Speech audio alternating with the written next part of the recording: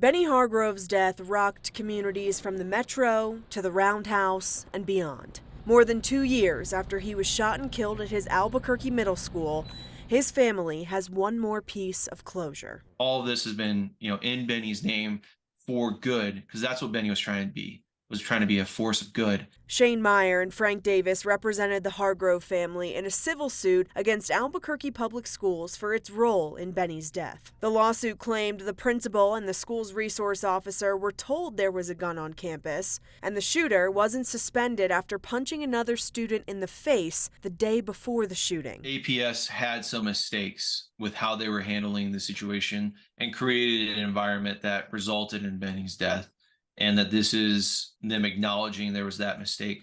The district will pay $900,000 to the family. The attorneys say it could be one of the first successful cases under the New Mexico Civil Rights Act passed in 2021. The New Mexico Civil Rights Act creates protections for individuals in our state of their New Mexico state constitutional rights, which are actually broader and more expansive than the federal constitution. The settlement also includes a good faith agreement on APS's part for an anti-bullying campaign. If there was appropriate anti-bullying standards set up initially, making sure that kids were protected, then Benny would be alive today, right? His sacrifice is because he stood up to a bully who was hurting other children.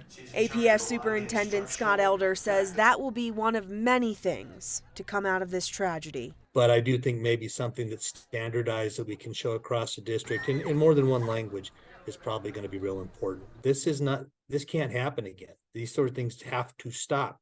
The bigger issue, of course, is keeping the guns out of their hands. Elder says APS has revisited procedures, like making sure cameras and physical security measures are working, encouraging students to use Crime Stoppers, and implementing partnerships to bring violence intervention programs into schools. They're also working with the district attorney's office to try to make schools gun-free. We continue to beef up our security. We continue to talk about see something, say something, and that's really become a tremendously powerful tool for us. And today, Benny's younger siblings are able to go to schools that are in APS that are safer than what he went to.